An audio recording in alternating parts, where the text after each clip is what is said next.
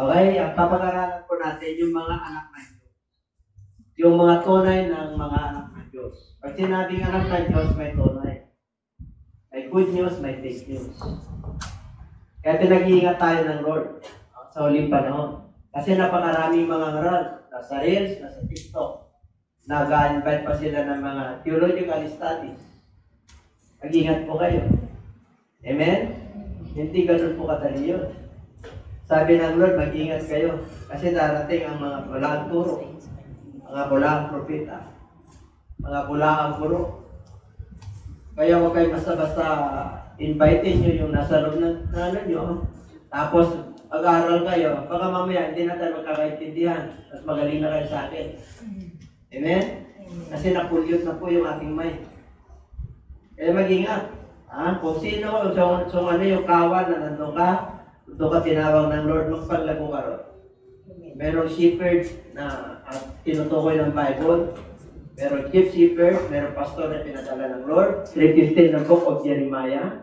Ano sabi ron? Binigyan ko kayo ng pastor na kakagili sa inyo upang turuan kayo, upang kayo lumago sa inyong mga pananampalataya. To nourish you for your wisdom and your understanding. Kasi bigay ng Diyos yan. Kasi may mga nangangaral po na sarili. Organization, organize. Maganda yun. Organize. Okay lang po yun sa atin. Mayaman? Okay lang din yun. Amen po. Pero wag niyong explain na mayaman ng Church of God. Kasi sabi ng Lord, mahirap pagharian ng isang mayaman. Kaya kung tama-tama ka lang, magpasalamat ka na sa ating Panginoon. Bakit po? Tama-tama ka lang, asahan mo talaga ang Diyos eh. Kasi pag sagana ka sa lahat ng bagay, mababaw ang pananampalataya mo. Lahat ng pangangailangan mo, binibigay. Kung may sakit ka, punta ka sa espesyalista. Mababaw na. Kaya sinabi ng Lord, ang akala ng mga alagad ng ating Panginoon, may sino pang maliligtas? Kung yung mga mayayaman, mahirap pag-arian ng Diyos. O sabi ng Lord, wala na may posible. Kaya sa ating biyaya ngayon, mga viewers, maraming liligtas din ng Lord na mayayaman. Okay? Depende na lang po yan sa pagtanggap. Pero mahirap pag-arian ng mayaman. Kaya pag sinira mo po yan, sasabihin lang yung estado ng buhay mo. Yayaman ka ba dyan? May pera ba dyan? May pagkain ba dyan? Kasi po nakatuon sila sa pagkain na material. Yung nakikita. Hindi sila nakatingin yung kinabukasan, yung eternity. Yung mawawala sila sa mundo ito. At yung yaman na pinupuntuhan nila ay para sa sarili nila. Hindi nila alam na yung yaman nila ay pa ano-ano lang, inheritance. Hanggang mawawala. Amen? Kung hindi nag-ingat yung pinagmanahan. Kasi hindi naman sila nagpagod nun. Kaya baliwala na po yung nagpagod, nagsikap. Pero yung mga inheritance, hindi naman lahat, pero karamihan. Kaya nagbibisyo na lamang po. Bakit? Ito na eh. Oh, meron na sila lahat, karamihan eh. Kaya ayaw ng Lord yung pleasures of this world, karamihan. Bakit po? Ito pa na mga, kasi tao lang po tayo. Tao lang po tayo, tatandaan nyo lang po yan. Amen po? Kaya mapalad ka kung pumasok po ang mabuting balita sa ating mga buhay. Okay? Kaya yun po. Kaya napakahalagang prayer. Kaya sabi ng ating Panginoon, tayo po yung ang mga anak ng Diyos sa Israel. Okay? Pero sa ating panahon, lahat na po yan. Kasi po, tumating na po siya. Kaya yung mga tumatawag sa kanyang pangalan, ano ba yung pangalan ng Diyos natin? Isa lang ang Diyos. Nagkatawang tao. Nagpakilala kung sino siya sa buong mundo. Kaya pagdating ng Judgment Day, wala pong ibubutas ang tao na hindi tinahayag ang tunay na Diyos. Amen. Alapalan natin ang Lord. Kaya kung tumawag ka ngayon, at nagpapakumbaba ka, dahil mataas tayo, kahit naman nanampalataya ka na. Amen? Tao lang tayo pag nasaktan ka, maging mataas ka. Oo. Pag nataas yung ego po natin, tataas mo yung ano natin. Ang pinag-usapan natin dito yung mananampalataya, yung mga anak ng Diyos. Kaya kahit na anak ka na ng Diyos, pero ka pa rin kakulangan. Amen po? Lahat tayo ay may weaknesses. Meron ka namang strength. Meron ka namang mabubuting gawa. Kaya lang, pinoproseso ng Lord yung buhay natin. Para hanggang kunin tayo ng Diyos, ikarapat-dapat tayo sa Diyos. Kaya pag ikaw ay tinatanggap mo kung sino ka, kung sinabi at tinuruan ka ng Lord, nasaktan ka sa preaching, meron kang ginagawa na ikaw na nakakalam, tanggapin mo lang. Ang tawag doon, humbleness. We come before you with humbleness. I come before you, Lord, forgive me. Tao lang po ako. Diba? Hindi ka pwede lalapit sa Kanya na hindi ka lalapit ka sa Kanya hambog. Ay, wala. Sarili mo lang po yan. Amen po? Kailangan patawarin mo yung mga nagkasala sa iyo. Para patatawarin tayo yung amang nasa langit. Okay? Ano daw? How do you pray? What do you pray? Why you pray? What is the essence of prayer? Napakahalaga to. Bakit? Itawagin mo yung Diyos na lumikha sa iyo eh. Lahat ng hinay mo sa buhay, ibigay mo sa Kanya. Tukunin ka o hindi ng Diyos, pray. Huwag kang maginawa. Pray always. Pray without ceasing. Kaya ito pray, ilang beses ka manalangin na isang araw? Isa lang, pagbangon, pagtulog, okay rin. Nanalangin ka nung meal mo, 3 times. Tapos pagtulog, pagising, 5. May merienda ka, nag-pray ka ulit. Nakaanin ka na. Hindi mo naman namamalayan. Kahit na email lang, pero pag nandun yung pananampalataya mo, prayer is. Pero pag nanalangin ka, singaw lang yun. Iba yung nanalangin ka na kasama mo ang Diyos. Iba yung nanalangin ka na may pananampalataya kahit na nag-email ka lang. Agad po, malalim na yung relasyon mo sa Diyos. Yan lang, naka 5 beses ka. Lalo na pag nanalangin ka na isang oras. Kaya, sa tulong ng Diyos. Requirement ang Lord yun. Hindi pa lang kayo makapanalangin na isang oras. Nanalangin ako ng isang oras, Bishop Pagising ko, pagtulog ko. Meal ko, naka 5 times. Okay lang. Kung yun ang pananampalataya ko, walang problema. Ito, kung ano yung kakayanan mo, tinatanggap ng Diyos. Ang mahalaga, kilala mo yung Diyos mo, humble ka, nagpipray ka. Kaya sabi mo sa katabi, malaki mag-pray tayo ha. Sino ba nag-pray ngayon sa umaga? Nakikiba hindi makapagtaas. Parang nag-alala ka na hindi ka nag-pray. Malaki mag-pray ka na ha. Dami tayong hiningi sa Lord. Vision ko, pang ano ko, pang Lord ko, pang vision ko. Diba lahat? Pagka-parents naman, devotional, pagkasya-kasya. Sabi tayo pinag-pray. Sabi tayo hinilig sa Lord. Wala rin ako na pag nag-pray kayo. Wala rin ako na. Yun at yun din. Yun at yun din. Ang tawag dyan, repetitive. Paulit-ulit. Parang bingi ang Diyos. Ang basic needs ay hindi na pinagpipray, pinapasalamatan na lang kasi pakakainin ka ng Diyos kahit wala kang trabaho. Basic needs yun.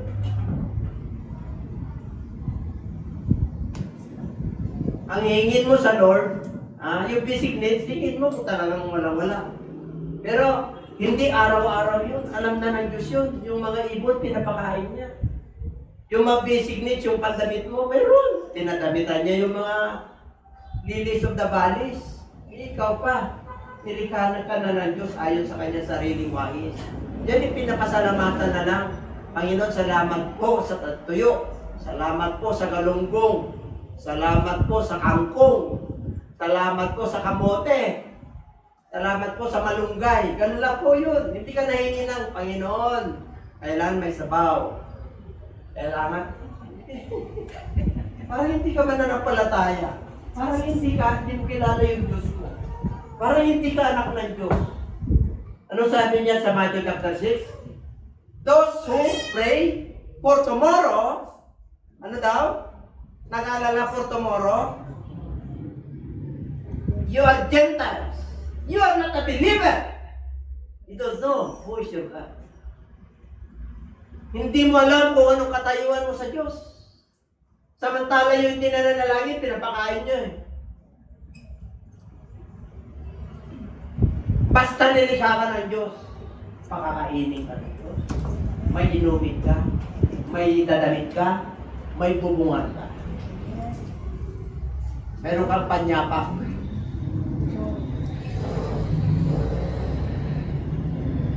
Kaya yung prayer mo ngayon, hindi na yung basic needs mo. Ang prayer mo na ngayon, dahil anak ka ng Diyos, lumalapit ka sa Kanya, with humility, anong klase prayer na ngayon? Interceding. Yung sarili mo, okay na eh. Hindi ka na nag-alala, anak ka na ng Diyos eh. Amen po. Yung mga matitinding bagay, mga kaluluwa, hindi na yung pansarili mo. Para ang Diyos makakilos, tingnan nyo. How did you seek the face of God? Makikita mo ba ang mukha ng Diyos? Hindi mo makikita ang mukha ng Diyos. Pag sinabing seeking the face of God, seeking His presence, seeking His Word, seeking the guidance of the Holy Spirit, hanapin mo kung ano yung kalooban ng Diyos. Kasi nandun sa salita ng Diyos, nandun sa Word of God, nandun yung kalooban niya.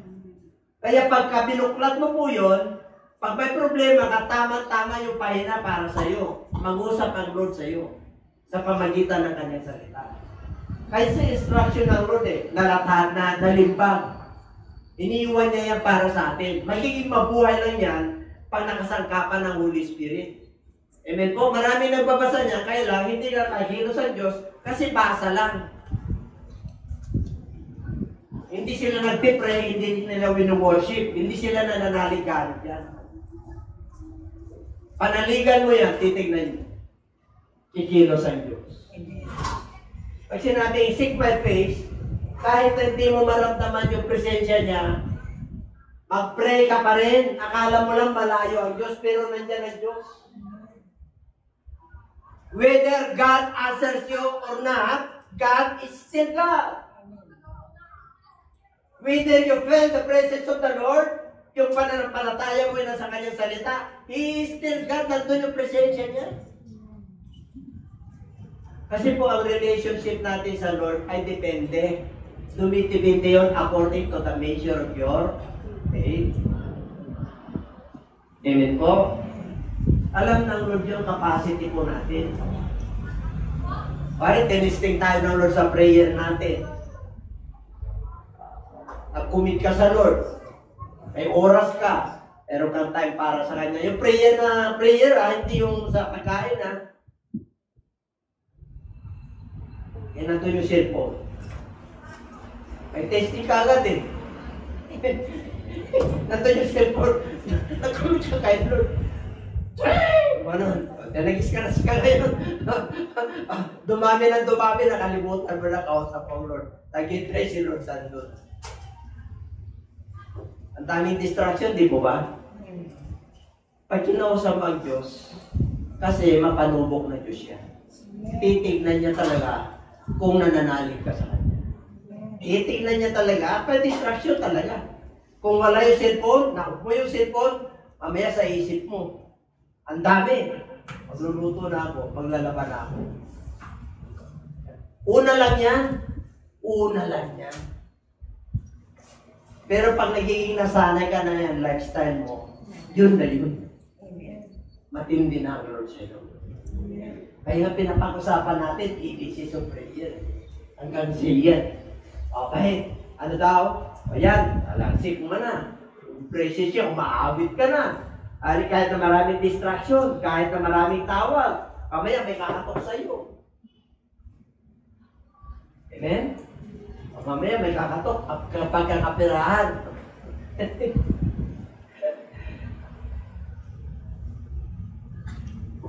Mag-pause ka muna. Lord, kasi siya ka na makatok. Okay? Pero pagka may kumatok, Hindi ka na nagpasensya, nakalimutan mo na yung prayer. Oh, ano yan? Ay, yung ano, may advice na. Ganon, sige. Nakalimutan mo na yung Diyos na naghihintay sa'yo.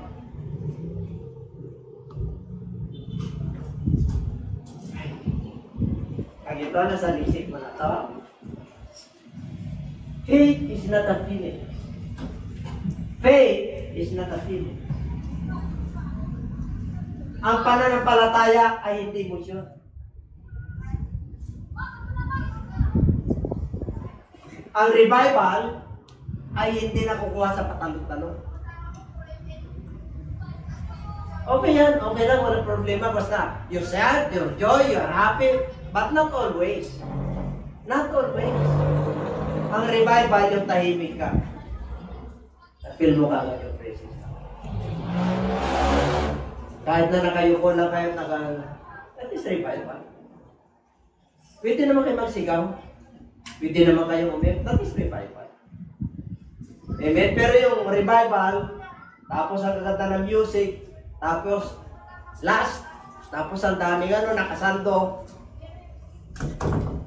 tapos Christian music, makikita mo yung kili-kili. Our God is a holy. Hindi lahat ng music. Amen? Ang daming mga galing na musikero ngayon. What we need in music is not only revival anointing. Kasama ng Diyos.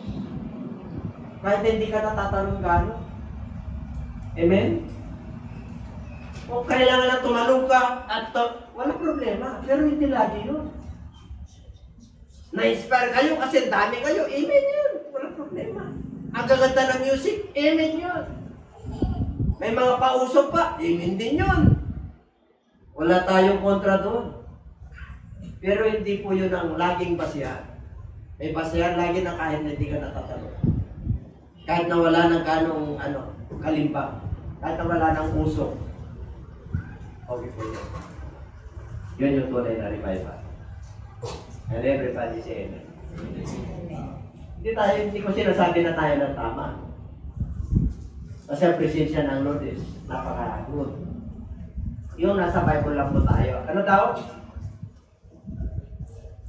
At talikuran ang kanilang masasama. Sino nagagawa ng masama? Ikaw na nakakala. Ano yung mga masasamang gawain? Nasa Bible din. Yun yung mga kasalanan na nakamamatay. Ano yung mga kasalanan na nakamamatay? Yung mga masasama. Ayaw ng Diyos. Ano yung mga ayaw ng Diyos? Magnakaw. Ang dami. Magsamba sa Diyos-Diyosan. Magsinungaling. Yung sinungaling na talagang baliwala na sa kanya magsinungaling. Pwede naman tayo hindi magsinungaling Amen? Ipag-pray mo yun kung paano ka hindi magsinungaling. Kasi nagiging na ng sinungaling lalo na sa mga scammer. Ang dami scammer ngayon Minsan dami nagtitext, ginamit yung pangalan ko. Wala naman akong pinipirmahan. Tapos silang naniningil sa akin. Kasi hindi raw nakabayad yung ganon. Daming scammer kayo, huwag yung i-click yun. Makukuha yung information nyo. Amen? Kung gawin nyo yun, pagka nag-trade, punta kayo sa pulis, i-blatter nyo. Kayo matakot. Kasi nasa kabutihan kayo. Nasa katwiran, wala ka namang ginagawang masama Kaya pag hindi kayo nag-ingat sa lunlong na yan, hindi kayo lulubayan yan. Hanggang ipapahiya kayo sa social media. Amen? Mag-ingat kayo. Iti-treat pa kayo sa kunting pera lang. Tapos may gagamitin ng lalo na nasa social media ko. Kompleto pangalan ko, Domingo Katabay Lucena. Transparent. Wala kang tinatago. Bakit po? Tayo, vlogger tayo Para tayong artista. Hindi artista ng mundo ito, artista sa harapan ng Lord. And everybody say, kaya mag-ingat kayo mga preacher. Ingat po tayong lahat, mga gumagawa ng kalooban ng Diyos. Huwag kayong basta-basta mag-click.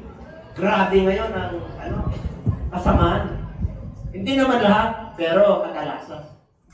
Kasi sa hirap ng buhay. Alam niyo sa ating bansa, hindi napipilter yun. Sa mayayamang bansa, walang ganyan. Pinapag-aralan po nila social media nila nun. Kaya alam nila kung ito ay scam o hindi. Kaya wala po yan doon kasi sakana po sila. Sa salat na bansa kanyan. Marami scammer kasi talagang kulang. Kahit na gusto niya magtrabaho, walang trabaho. Ang hirap kaya dito. Hindi madali po ito. Kala nila pag pinasa na gawin mo. Kung may ginagawa ka na ayaw ng Diyos, gawin mo. Magpakatuwid ka.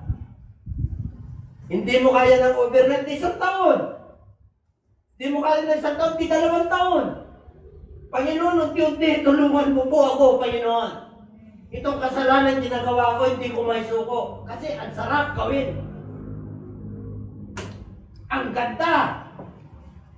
Bisyo ito, kasalanan ito, hindi ko may suko-suko, Lord. Sumunod ka lang, manalangin ka lang. Isang araw, mangungusap ang Diyos sa iyo. Pag nag-usap ang Diyos sa iyo, at pinitik ng Diyos yung tainga mo, alam niyo, pag nag-usap ang Lord, baka huling buhay, huling hininga mo na yun. That is the turning point of your life. Pag hindi ka pa nagbago. Mangungusap ang Diyos sa iyo. Hindi pwedeng hindi mangusap sa iyo kasi nag-pray ka eh. Kilala mo siya eh. Lagi kang nagpipray, hinanap mo ka ng presensya. Kaya lang, meron kang hindi ka may suko-suko. Pero pag naisuko mo yan, ano raw? Heaven. Pag sinabing heaven, walang imposible. Trono ng Diyos yan. Kahit na anong sama mo, kahit na anong klaseng bisyo mo, kahit na hindi ka kayang patawarin ng gobyerno, ng mahal mo sa buhay, dahil sa ginawa mo, kaya kang patawarin ng kasi papakinggan. At kahit gaano kapula yan, kahit gaano kaitim yan, gagawin kang maputi ng ating Panginoon.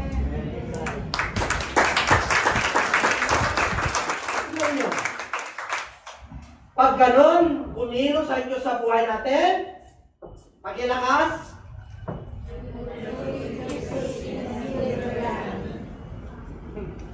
yung dati, pestilence, ang daming sakuna, walang cross, tagtuyot yung kabuhayan mo, tagtuyot yung karunungan mo, tagtuyot yung pagpuri mo, ngayon pasasakanahin ka na ng ating Panginoon. Pagluhod mo pa lang, damang-damang mo na siya. Amen. Hallelujah! Meron katugunan nung wala'y pananampalataya mo, istili sa Lord. Amen? May karamdaman ka, isang araw wala ka ng karamdaman. Lagi-lagi kang sa ospital, may maintenance ka, isang araw mawala na yan, unti-unti lang. Sunod lang, sabihin mo sa katabi, sunod lang. Okay? And number 2, what are the ABCs in prayer? R stands for resist. Ibig sabihin, pag may struggle ka, ayaw ng Diyos, labanan mo yan. Huwag mo siyang entertainin pagkasalanan. Yun ang ibig sabihin, retreat. It is to withdraw. Kahit na maganda yan, pero kasalanan, ayaw ng Diyos, ay talaga patras ka. Amen? Yung iba, umabanti. Kasalanan na. Huwag, lulubog ka. Alam mo na kasalanan, di ba? Umabanti ka pala, atras. Atras ka. Ibangin na yun eh. Pag nagkamali ka ron, demonyo. Di ba? Tapa niya. Tingnan natin. Therefore, submit to God, resist the devil, and he will flee from you. Draw near to God, and he will draw near to you. Cleanse your hands, you sinners, and purify your hearts, ye double-minded. Alright? Lumapit tayo sa Diyos. Pag lumapit tayo sa Diyos, nalapit din siya sa iyo. Yung problema, baliktad eh. Inintay natin na lumapit ang Diyos sa atin eh. Amen? Ginawa natin nun dyan sa cross. Inilapit niya na yung sarili niya sa atin. Kaya pag tinawag mo siya, lumalapit ka sa kanya. Hindi lalapit din siya sa iyo. Ang problema mo, gusto mo pitikin ka pa ng Lord eh. Kaya pag may masama, resist. Ikaw, demonyo ka. Ikaw, lagi mo akong basta isip kita. Diba? O-compromise ko to. Yung timbangan ko. Para makakadiskarte ko ako sa buhay. Hindi ka yun. Resist the devil. Pag masama, huwag mo nang gawin. Tulungan mo ako, Panginoon, na maging maayos. Para makakilos ka sa aking buhay. Yun. Resist. Tingnan mo kung pag lumalapit ka sa Diyos. Diba? Anong pag lumalapit ka sa Diyos? Ano raw? Ano raw? Cleanse your hands. These hands. How do you cleanse these hands? It's to worship God. Tinatas natin yan. Amen? Hindi natin ginagamit niya to judge. Hindi natin ginagamit niya para pagbugbog. Hindi natin gagamitin niya para panghusga. Pampalo, pagnakaw. Ginagamit natin niya sa pagpuri. That is cleansing our hands. And purify our hearts. You want to see God, then you must purify yourself. Blessed are those who have pure heart, for they shall see God. You cannot see God literally, but you can feel His presence. You can communicate to God through His Word. Maintindihan mo yung kalooban ng Diyos. Kasi because the presence of the Lord is there. The Holy Spirit, natutuwa siya sa iyo. Nalulugod po siya sa iyo. Sinners, huwag kayong double-minded. Pag nasa Lord ka, nasa Lord ka. Amen? Hindi yung linggo, nasa Lord ka. Lunes, medyo wala na. Nandun ka na sa ayaw ng Diyos. Ayun. Pag nasa Lord ka, sa Lord ka. There is no middle ground. No double-minded. Yung mga matatagang pananampalataya, may tugon ng Diyos, wala. Nasa Diyos. Nag-pray ako, hindi ko naramdaman ng Lord para napakalayo. Alam ko na dyan lang. My God is a proving God. Ang Diyos ko ay mapanumong na Diyos. Kahit hindi ko maramdaman, isang araw napakalapit na Diyos sa akin. Paano mo palapit yung sarili mo sa Diyos? Hindi ka nagbinilitit ng kanyang salita. Hindi ka nagpapasting. Amen? Pero pa yun, double-minded. Ano pa? R stands for resistance. S stands for, nakibasa?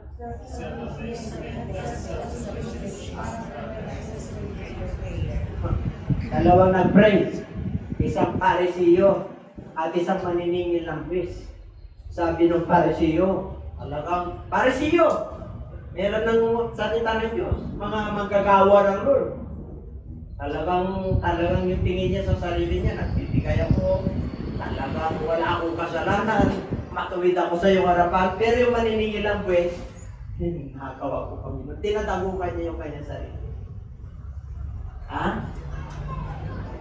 Pag nagagawa yung kasalanan ng iba, wala akong kasalanan niya. Kaya dito, 2 men went up to the temple to pray. Okay? Stand pray. Alam niyo na. Hindi ako kagaya nito, maniningil ng buwis. Extortionist? Ano extortionist? Nangingikil? Hindi matuwid? Nako! Marami siyang pera eh. Ayan. Ito kasi tax collector to, maraming pera. Kaya dito, bakit? Ano pa? Magbibigay pa nga ako ng touch eh. Grabe, no? Yung mga pinagpapala ng Diyos. Itong tax collector na to, naku, kanton, malayo, di ba kalapit sa altar? Bakit? Tax collector, dati ginagawa eh. Hindi nga niya may yung kanyang mata kasi nahiya siya eh. Nahiya siya, sabi nung Pariseo. Oh, yung kanyang talagang dinadamutan niya yung kanyang si God, be merciful to me. Kasi yun ang gusto ng Lord. Panginoon, have mercy. Siyempre, kung araw-araw naman itong sina na ginagawa, nakakaw ng isang buwan, nakakaw din ng pangalawang buwan. Niluloko mo na lang, Lord. Ito po, isang beses lang po yun, ha? Amen? Diyan pa ba kayo? Oo, yung iba, hindi. Kaya kung hindi akong sumaidlan ngayon, bukas Kaya maraming nag-iwalay na artista May one standard bago sila ikakasal. Amen? Kailangan ipoprove niya pa na talaga siya yung kanya. Ay, nako mga kapatid. O justified. Okay. Tinatas niya ang kanyang sarili. Be humble, and he who humbles himself will be exalted. Kaya kahit na pinagpapahalagan na, ano raw? Ba? Sino pinagpapala rito? Nasa kamay. Hindi may tas yung kamay niyo. Na tayo pinagpapala kasi nasa Diyos tayo. Amen? Diyan pa kayo. Tapos na. URS. Tapos na po yan. Pakibasa? Ano yung fasting? P stands for fasting. Yung pahurong-urong sulong na, no? Fasting. Yung hindi stable yung mo. Pabago. At saka ito, thoughts must go. Genesis 15:11. And when the vultures came down on the carcasses, Abraham drove them away. Hindi natin maintindihan yan. Kaya may context po yan. Si Abraham po, hindi pa Abraham yan. Ngayon mga kapatid, pinangakuan siya ng Diyos. Na siya yung gagamitin ng Diyos para pagpalain. Sindami ng bituin yung kanyang anak at sindami ng buhayin yung kanyang anak. Kaya sabi ng Lord, okay, ito ang gagawin mo, Abraham. Pagdala ka ng 3 gulang na baka na babae.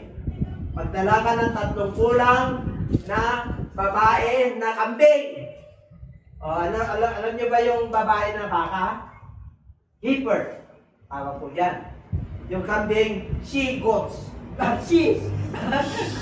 Ngayon, pagdala ka rin ng 3 gulang na lalaking tupa. Alam niyo yung lalaking tupa? Hindi sip yun. Ram ang tawag po dyan. Hindi po? At magdala ka ng bato-bato. Yung turtle, yung doves. Yan ang ialay mo. Pag-alay niya, dumating ang mga mandaragit. Ano yung vulture? Buitre. Ang daming buitre ngayon. Di ba? Pag sinabing buitre sa gobyerno, alam niyo na yun. Vulture. Mga tagakain ng laman. Yung laman. yung taxer tao, inuubos. Parang sa pansarili. Kumbaga sa panahon natin ngayon, Okay. Alam niyo na yun. Ngayon, ang ginawa niya sa siyempre, nandun yung bangkay po dyan, yung mga inalay na hayop. Hindi bangkay ng tao yan. Tinatagit, gusto kayo na. Anong ginawa niya? Abraham? Yan, kung may mga vulture na dito sa ating isip, in the name of Jesus. Hallelujah, mas maganda si Jesus. Kung may pakita sa akin yung kapasko na yan. Siyempre may bas-bas kayo, tuloso kayo ng alumdan. Aba? Nadidevelop yan Ay mag-ingat pagbuhay pa. Buhay pa isa't isa, saka mo lang magagawa pag malaya ka na. Pag mananampalataya ka. Pero hindi ko sinasuggest na pag malaya ka na, tumatalon ka na, tapos pinag-pray mo na yung partner mo na siya mauna. Baka mauna ka. Alam, talon ka agad yung thoughts natin. Kita mo lang yung kapag nung high school kami, elementary kami talaga nag-appreciate kami, wala pa kami maalay. Yan ang kayo talaga. Hallelujah. Bakit? Kasi nagkaroon na kami ng abang journey yung aming paglalakbay na mag-asawa. Talagang lumaki na yung kanyang balakang.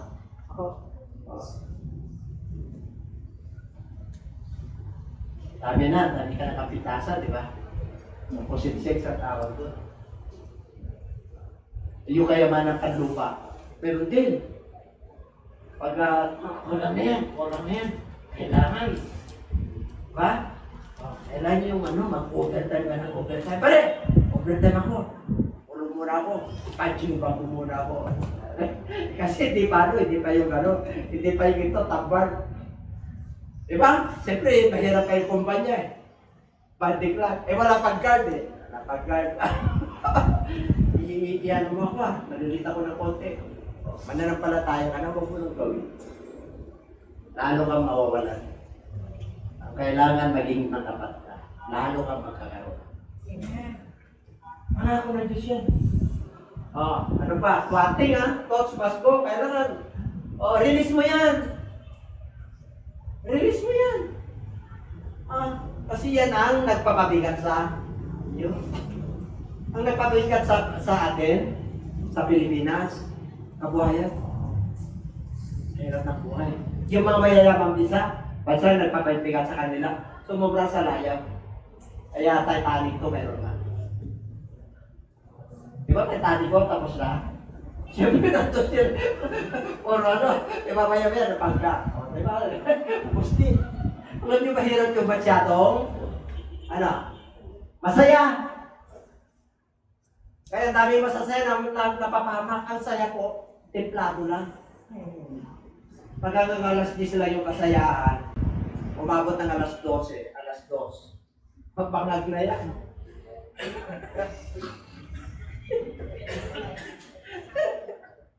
Mababangga na yan pag nag-truck. Kasi akala niya, umakyat na siya sa impyerno. Siyempre, alab eh. Ibig sabihin, mainit na siya. Did you not the target is consuming fire? Tumutupok siya sa mga makasalanan. Pero tinutupok niya rin yung ating mga bisyo pag mananampalataya ka. Ang consuming fire dyan, positive pag nasa Lord ka.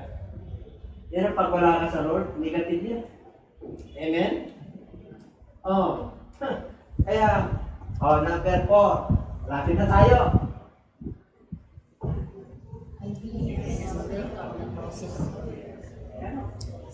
Ayan unbelief is unwelcome in the closet of prayer. Pag nandun ka na sa prayer mo, sarado mo na lahat yun.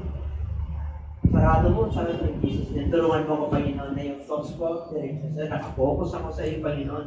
Yung puso ko, nakaugnay sa iyo, Panginoon. Ganoon. Di mo na kailangan na, pari yung kwarto nyo, yung siyempre closet maghanap pa ng kwarto. Yung kwarto mo na lang CR. Wala Anong closet na ibig sabihin? Kahit na pagbangon mo lang sa kama mo, pwede ka na mag-closet doon, mag-focus ka. Yung mind and heart mo, nakaugnay sa atin. Amen po? Kaya kahit na nasa loob ka ng jeep, pwede ka manalangin doon. Pagbuka mo ng panalangin mo, nasa lipo ka na. Natalag naman yung score mo Opiotronics. Ano na pangalan? Yung Dagupan University. Di ba? Dami na pangalan yan Huwag na tayo mag-alam doon. So,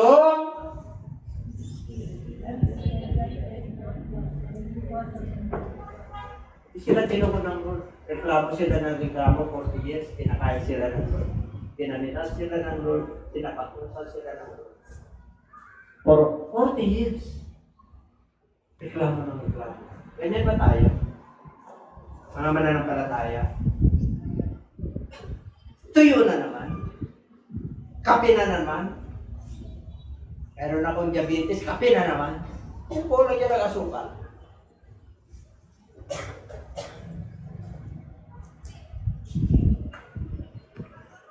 Amen? Mantika na naman. Kasi pinagbabawal na dyan pag sobra, di ba? Bumili ka ng kawali ng cocktail na mantika. Dapat nandito ka na kanina. Alam na naman! Hindi ka pagkikaswag pa din sa sita. Sino kaswag dito? Di ba sabi ng mga yung magkukulang, asin daw, ang kapalit na, ang kalaban na Kaso kaya nung bata kami, naalala ko. Lagi kami kasi doon. Kasi siyempre kami magkakapatid. Kasi baka kukunin yung yung tatay ko lang una nag-apat na thesis eh. Lazy kami. Mahina kayo. Amen? Ang apat ako.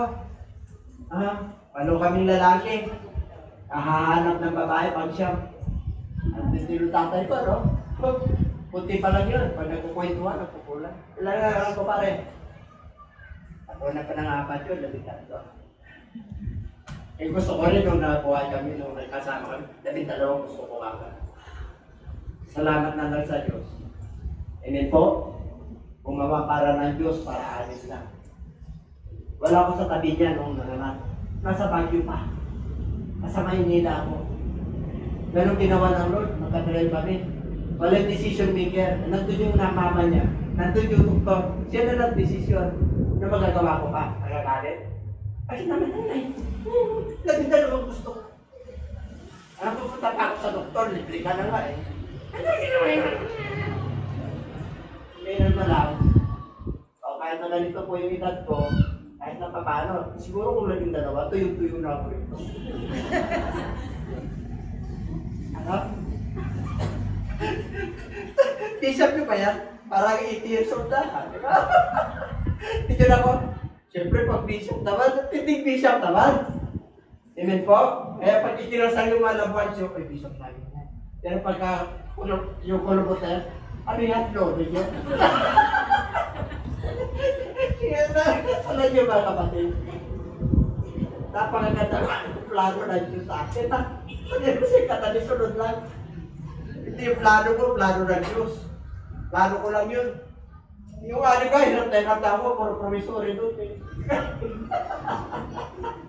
Papalata na tayo sa pagkatag, si kanina. Tapos na yun eh. Panquest vacillation. Ano ba yung panquest? Parang napipid away. Itong vacillation yung kalimutan ko. Ito meaning niya. Vacillation. Ayun. To waver opinion. Ayun. Paurong sulong. Panquest. Okay. Paconquer. Ako na. Therefore, kaya nga mga kapatid, having boldness to enter into the holiest by the blood of Jesus, by a new and living way, which He consecrated for us through the veil that is His flesh. Ito po mga kapatid, ang tinutukoy po rito, yung pananampalataya na ibinigay sa atin ng Lord, matibay na, matatag na. Huwag pa bago-bago ang inyong pag-isip. You must stand through His Word. Hindi mawawala dapat yung faith nyo. Kahit na tinugon kayo ng Diyos o hindi, yung pananampalataya mo, hindi nag-fade away. Hindi nagsukurong-sulong. Ay, pagtukunin ako ng Lord. Pag hindi, talaga hindi na ako mag-church. Dati, every week ako ngayon, once a month na lang. Parang nagtatampo ka kay Lord. Sino nagtatampo kay Lord dito? Ang dami na, di ba? Oo, ang dami ng Pilipino na nagtatampo kay Lord eh. Kaya mag-abroad na ako, kasi talagang yung mahirap ang buhay ko. Di masama mag-abroad. Pero may kapalitan abroad. Pero, marami kapalitan abroad. Relationship. Pagpapalaki ng anak. Wala mga magulang sa tabi. Marami. Bago mo makuha yun, may kapalit. Amen po? Hindi lahat. Yung makatabi nga kayo, may kapalit eh. Nakapan nyo? Pinagsama ng Diyos sa mag-asawa para hindi maghiwalay. Naghiwalay dahil sa hanap. Why? Pero hindi naman lahat. According to the statistics, 80%. May problema. 80%. 20% lang yun. Maring nakalusot sila sa relationship nila na mag-asawa, pero yung anak nila nakaiwan. Kasi meron eh. Meron eh. Tumigas ang ulo. Wala yung tatay o wala yung nanay. Imbalance na. Kaya, that is statistics. That is Ano yun? Record yun. Kaya hindi natin mapasortualian ng data. May statistic. Totoo yun. Okay? Kaya dito yung page ninyo Ilan taon na yung page nyo na may request kayo sa Lord? Hindi pa dumarating. May 10 taon na rito. Yung meron kayo request sa Lord? 9 na taon? Wala? Bakit hindi nga naging request sa Lord?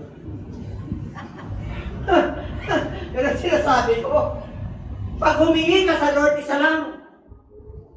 Tungtungan mo yun. Trabahuin mo yun. Ano raw? Para magkaroon tayo. Expel.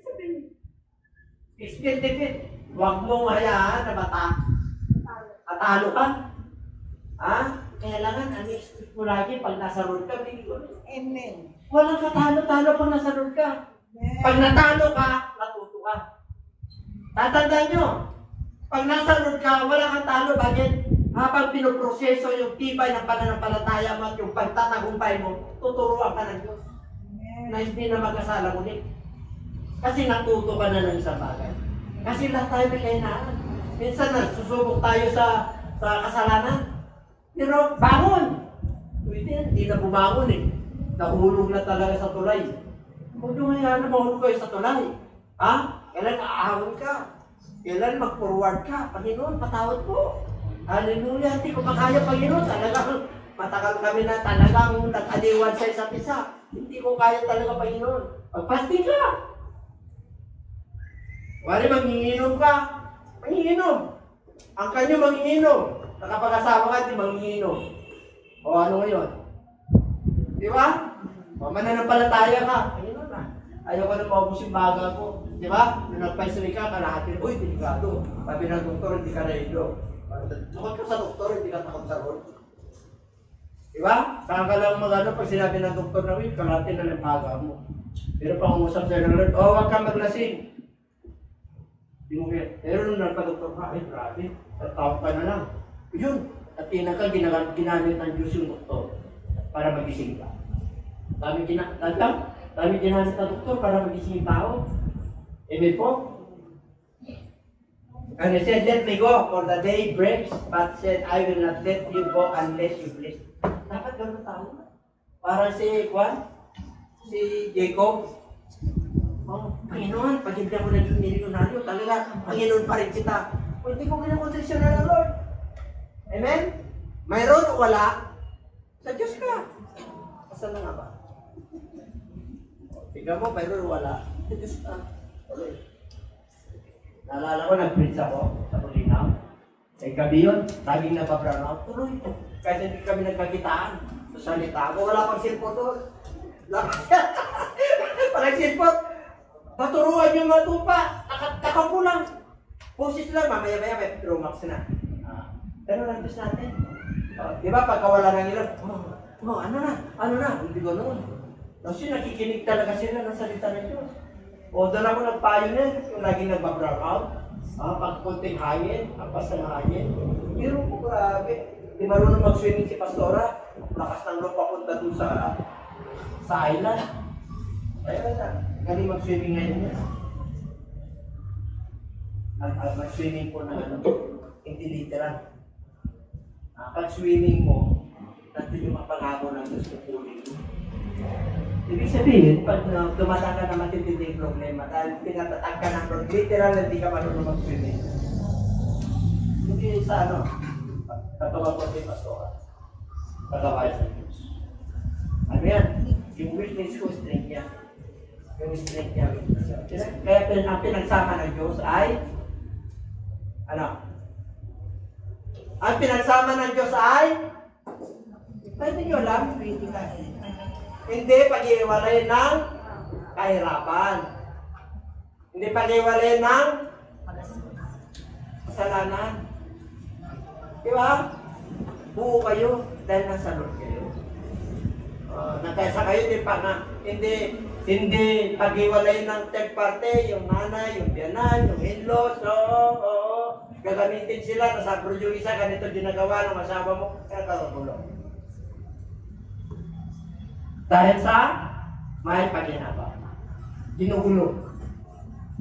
Pag ginugulo kayo ng kaaway, manalangin kayo pareho, Lord, tulungan mo. Siyempre, hindi naman kami perfect.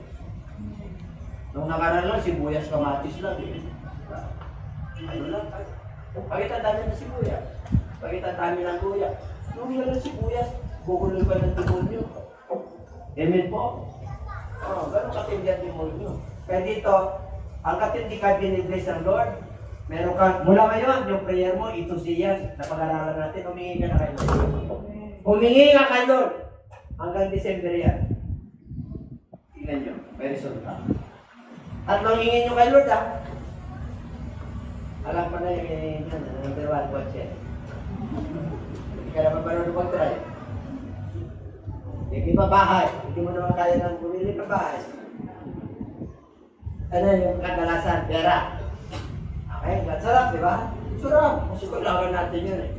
Alam niyo, nung baka humingi ako kay Lord. Hindi yan. Gusto niyo humingi kay Lord? Si Solomon, ano hinihingi ni Solomon? Ano pa? Ha? Knowledge and wisdom. Yayaman ka pa pero kanya. Paging maayos ka yan. Kasi alam ng Lord yung basic. Di mo na hingin mo. Bibigyan ng Lord. Amen. Amen? Pinayaman ka, hindi mo natin money. Kulang ka na. Kaya may pulso. Kinuha. Aray! Papayan mo ng kulit, binigay mo. Papayan mo ng tuition, ang bait mo, maray! Bait yun, pagkakaroon kay Mari. Pagkakaroon kay, mayroon pang ano yun, mayroon pang, ano yun, maraming tawag doon, recommendation. Pag-bait yun. Pagkakaroon, ang daming pagkabait kayo. Para hindi kayo maliwala. Wala na bang mababait kaya dahil payag ka pa ng dito. Pag ikaw ay mananampalataya, hindi ka na nagpabait-bait ka. Our God is good. Kaya magiging good ka rin. Kaya magiging mabait ka rin. Kaya po. Hindi mo iwanan yan. Panginoon, may karamdaman ako. Panginoon, hirap na hirap ako sa buhay. Panginoon, meron kami problema na mag-asawa sa pamilya.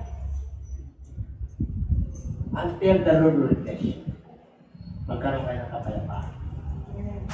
At talagang binata, Panginoon, kung gusto ko, Panginoon, sa buhay, tulungan mo ako, God mo ako, anak mo ako, Panginoon. Ano tayo? Why not?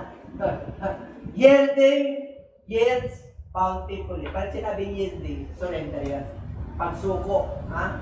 Kailangan bountiful yung pagsuko mo. I surrender all. Surrender talaga pag ayaw na Lord. Hindi yung, I surrender one, yung surrender mo 10. I surrender, okay lang yun. Basta nagbabago. May proseso po yan, depende sa pananampalataya. Amen? Okay? Pati yung aking parang matanda ko. And the son said to him, Father, I have sinned against heaven and in your sight, and I am no longer worthy to be called your son. But the father said to his servant, bring me out the best robe and put it on him, and put a ring on his hand, and sandals on his feet. Okay. Ito yun, yung alibukang anak. Pero mo kahit na nagkasala na yung anak, binigyan niya pa rin ng magagara. Nakita na kayo ng tatay na grabe ang ginawa sa pamilya, kinahiya. Sinusuka na, nakakita na kayo doon. Yan, nakulong yan. Yan, nagnakaw yan. Kaya nung nakalaya sa pag... Hoy! Lang na pupunta dito. Pinahiya mo na kayo. Pero ito iba yan. Tatay na ito. Uy, nagsisi siya, sama na sa langit. Sa kanyang mga ginawa. Kaya balik ako kay tatay. Pagdating niya kay tatay, ilabas niyo yung pinakamaganda. Pinakamaganda na robe para sa kanya. At lagyan mo ng singsing. Wala kami singsing. At sandalya. Mayaman po ito. Grabe, ano? Talagang ano ba kailangan maunawaan mo, mabot mo yung kalagayan ng anak mo. Amen po? Why? Z. Ayun. Ano to? Zero. Zeal. Ang ibig sabihin ng zeal, God's power. Yung ningas, yung isisil, hindi yung seal dyan. Seal. Kalimutan ko na rin. Dati, nasa mind ko yan.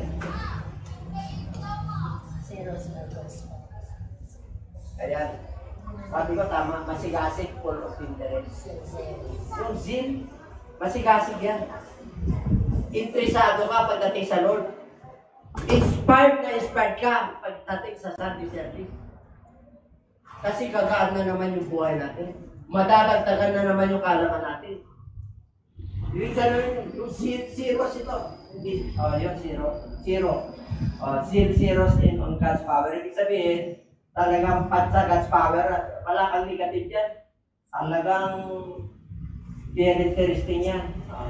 And on God's power. But those who wait on the Lord shall renew their strength. They shall mount up with wings like eagles. They shall run and not be weary, and they shall walk and not faint.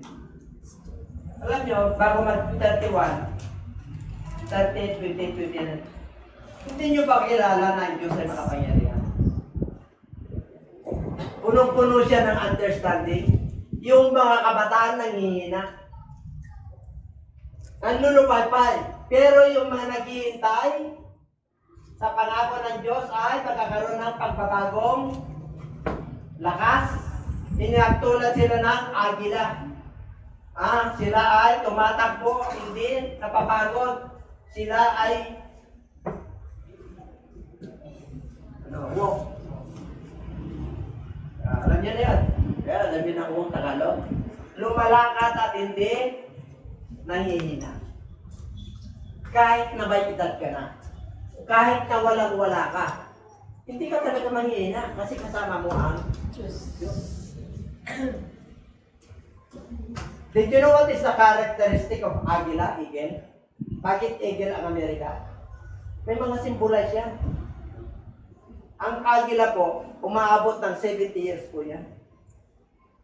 Tingnan mo yung mga eagle natin, up to 100. Nagpapanibagong sigla po sila. Ang Agila po, nagdadagit po yan. Ang tindi ng kanilang ang mata. Dumadagit po yan. Kaya niya umano ng fish. Kahit na tao. Ganun ka-strong sila. Tapos dinadala nila sa bundok. Doon sila kaya yung eroplano, parang po yan eh. Itinisign niya na parang Agila. Amen po. Kasi pagka nag-thunderstorm, nagkaroon ng turbulence, pumayang papawid yan, umakyat yan, kaya kaya-kaya po nila doon sa batas. Kalmante na kasi sa taas ang bagyo na sa baba. At pag sila po ay magre-renew na po, 50 years na siya, pupunta ulit sila sa bundok.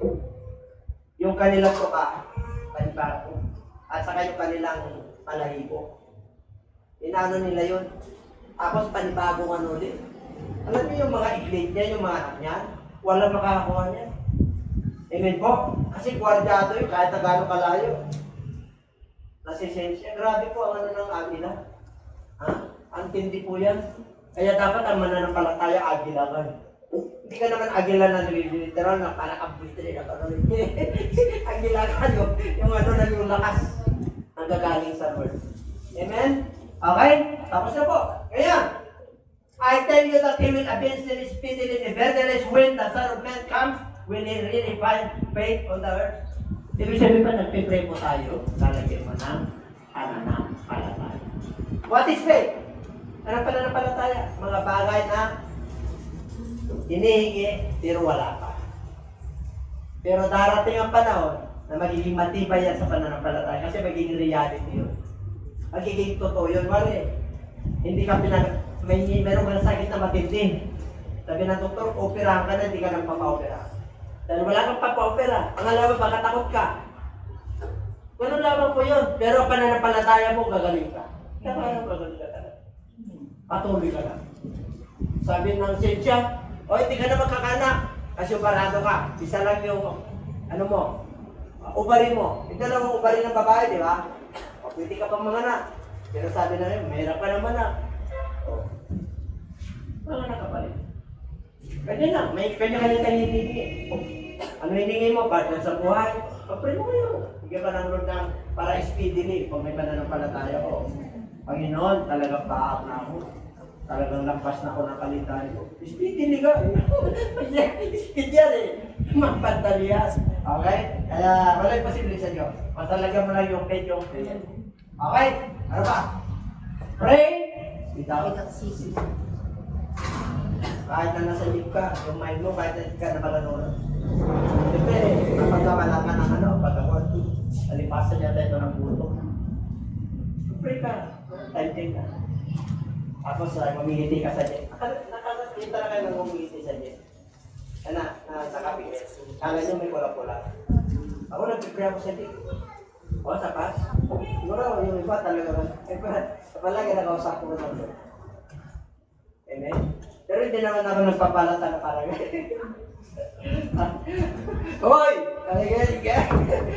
Gutom ka ba? May problema ka ba? Kahit kumikiti ka. Tapos maawit ka. O sa pang gano'n. Nasa katiluan ka. Amen? Simple lang pag umiti ka. Salamat po. Gano'n lang.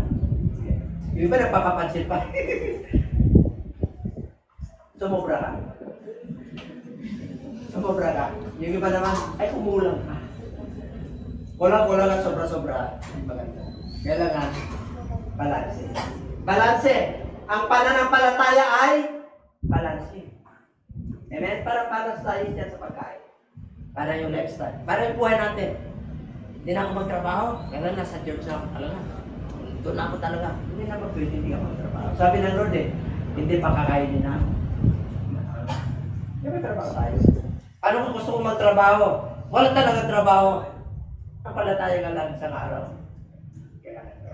Parang kulang pa yung Panginoon. Napalataya. Maano na kami, matapat naman, nagbibigay. Ayaw mo lang. Ayaw mo lang. Isang araw, makakiro sa iyo. Lahat ng design mo na mabuti at kalooban ng Diyos, ibibigay sa iyo. Sa puri ng Diyos, tayo pula tayo ngayon. Hallelujah, praise the Lord, praise the Lord.